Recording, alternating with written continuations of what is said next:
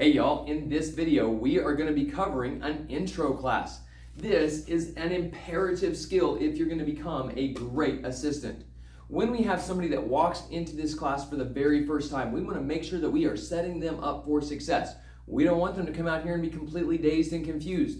Literally the first time I ever stepped onto a mat, I watched a class and my instructor just said, well, jump in, man. And so then he encouraged me and my mom encouraged me, and I was really scared because I didn't know what was going on.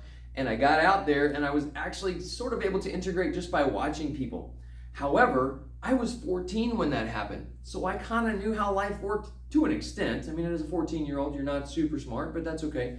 But if you think about maybe somebody who's 6, 7, 8 years old, they've never seen a martial arts class before. All they've seen is maybe some Ninja Turtles or something like that. They don't know how an actual class works. And when they have a bunch of people jumping and screaming and yelling in pajamas out here on the mat, they are so overwhelmed trying to figure out how they're supposed to act. This is a completely new environment for them. So we want to introduce them to what it is to be on the mats, and we want to introduce them to some other people, and we want to give them some skills for success, okay? So I'm going to have Miss Becca here. Miss Becca is going to be my brand new student. So Miss Becca, would you come over here? Oh, Miss Becca, I am so glad you're here today. My name is Mr. TJ. Can you give me a high five, Miss Becca? Awesome. So I'm immediately going to start making some connection. Also notice that I said her name at least twice, maybe 3 times, because I want to remember it. If I only say it once, or maybe I go over to the desk and I'm like, hey, who's this kid over here sitting on the side, right?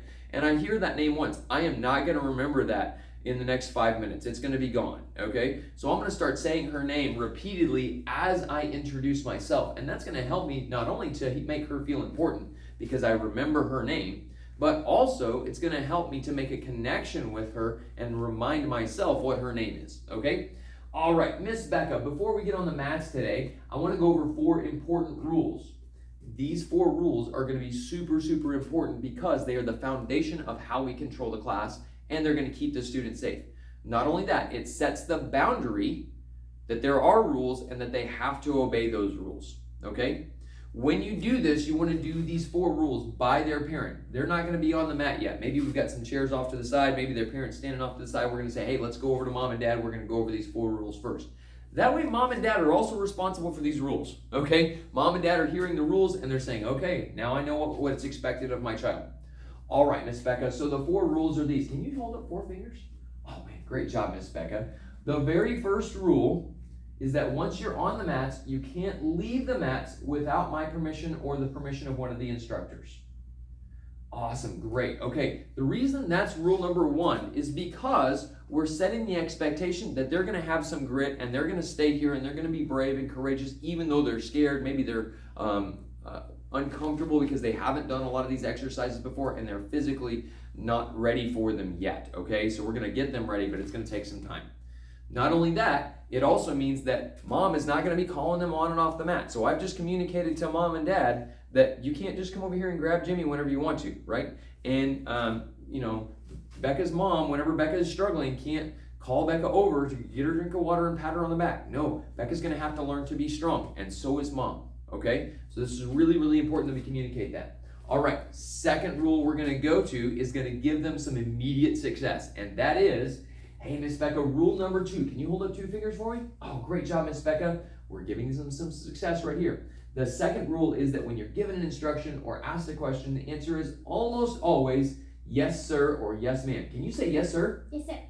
You know, that was amazing. Thank you so much for doing that, but I wonder if you could be a little louder. Yes, sir. Oh, great job. Give you a double high five. That was a great yes, sir, Miss Becca. So now I've given her some amazing success. I've set the expectation of being a little louder. They're not really allowed to be super noisy in class at school. They're not really allowed to be super noisy, maybe in the car on the way here. But in here, we want that nice, loud, intentional response, right? And then I've given her success at that. Okay, rule number 3. Hey, Miss Becca, super, super important. Rule number 3 is that you have to keep your hands to yourself. Can you hug yourself for me?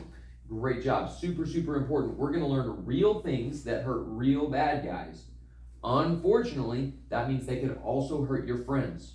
Do we want to hurt our friends? No. Absolutely not, okay? So when we teach you these techniques, you can't be trying them on people in class. You can't try them on your friends, your parents, the dog, okay? You're not allowed to do these at school at all unless there's a real bad guy who's trying to hurt you.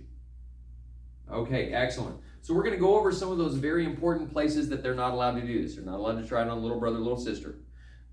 They're not allowed to do it on the playground at school. I've had kids get into trouble before because they were just out on the playground and they weren't around anybody, but they were practicing some, kicks and punches and stuff. And, some teacher freaked out and they were like, oh, they're learning how to hurt people or whatever.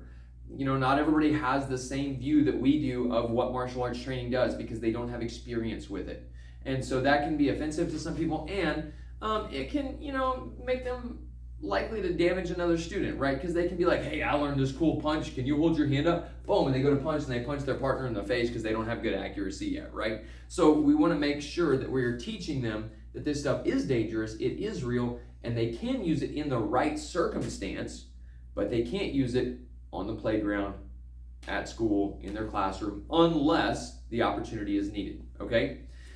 Final rule. This one is kind of weird, and some schools don't say this. I say it because I want people to be truly engaged, and I want to set the expectation of a positive experience. So, hey, Miss Becca, are you ready for that final rule? Yes, sir. Excellent. This is a really big one. Are you super focused?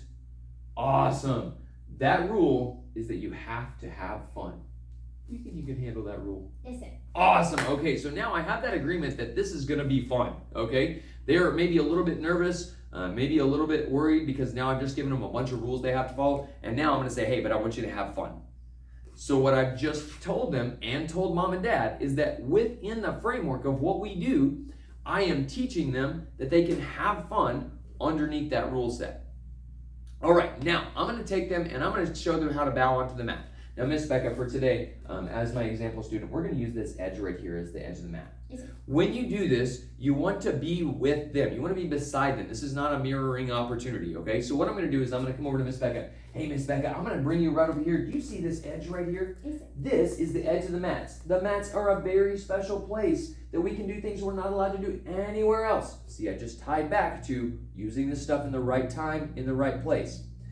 When we get on the mats, we want to do so with a good mindset and respect. So we're going to take our feet and we're going to put them together. Can you do that for me? Excellent. We're going to put our toes right here against the edge of the mats. We're going to put our hands right by our sides, just like a soldier standing straight and tall. And we're going to bow from our belly.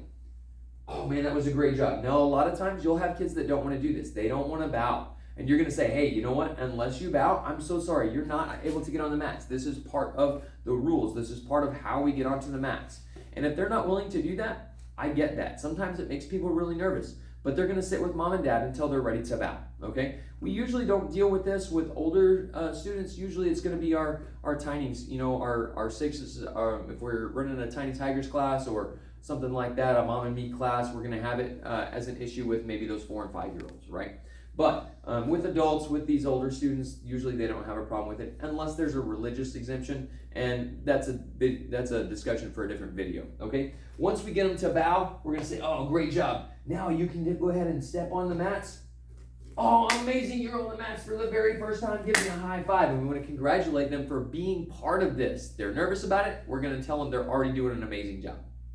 Now, here's where things get really fun, because at this point, I get to bring somebody else in. This does a couple of things. Number one, it's going to show them that they can be successful because I'm going to bring somebody who's close to their age and close to their level in rank, okay? So bringing somebody over who's maybe a red-black belt to help out a student who is putting on their white belt for the very first time, they're going to be like, oh man, this person knows all these things and they can do it and it's amazing and I can't do that.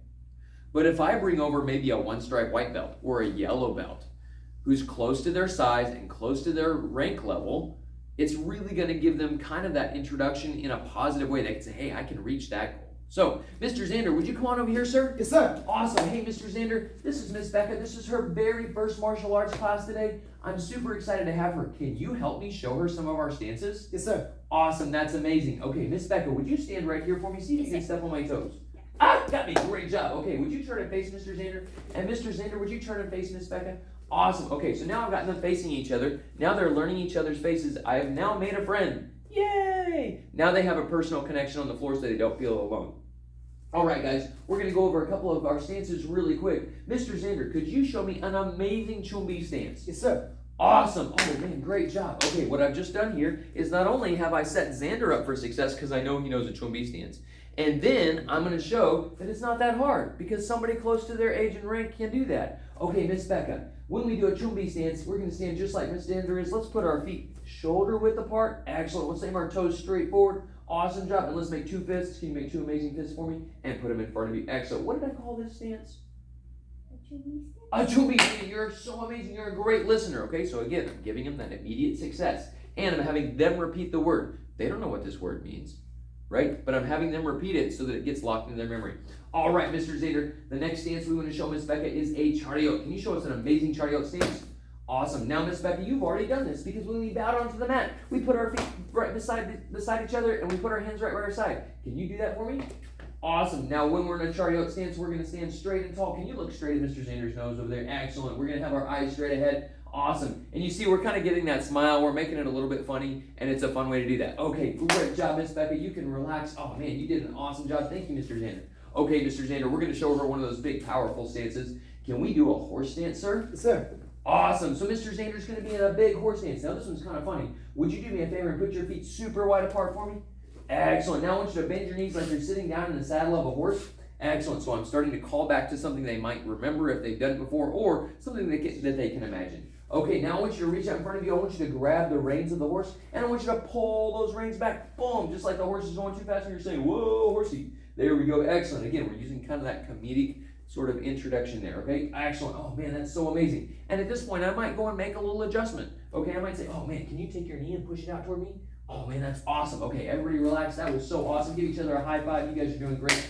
What I've just done there by making a small adjustment is setting the expectation in a positive way that I will be making adjustments, and that's okay. All right, excellent. Okay, finally, we're going to learn a learning stance. The next one we're going to go through is a learning stance. Okay, Mr. Zander showed the best learning stance you can. Go.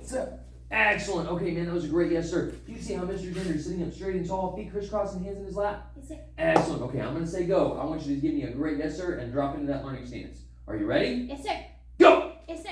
Amazing. That was awesome. Okay, so now she's again practicing that yes, sir, and I'm getting her to mirror what's going on over here. All right, guys, on the count of 3, I'm going to have you guys stand up. Ready? 1, 2, 3, go. Yes, sir.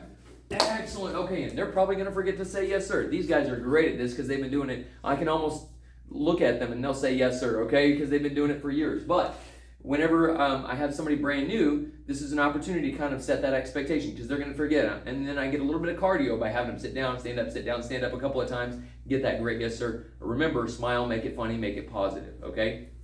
All right.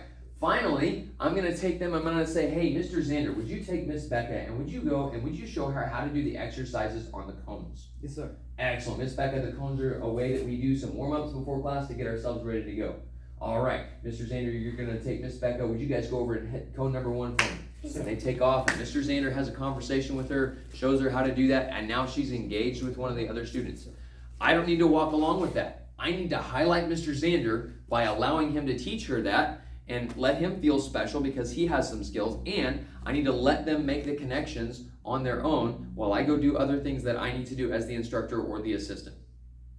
All right, guys, that's how you run a great intro class. As you're practicing this, I know you're going to make mistakes. I know you're going to stumble and forget things. That's okay. This is an intro for you too, okay? So get your early successes. Do it with somebody, mirror with somebody, maybe even grab a couple of your friends in your leadership team and do it together and practice it together so that when that first student comes in and I say, hey, man, can you go do an intro class with little Jimmy? This is his very first class. You're ready to rock and roll and be successful. All right, guys, there's your intro class. We'll see you in the next video.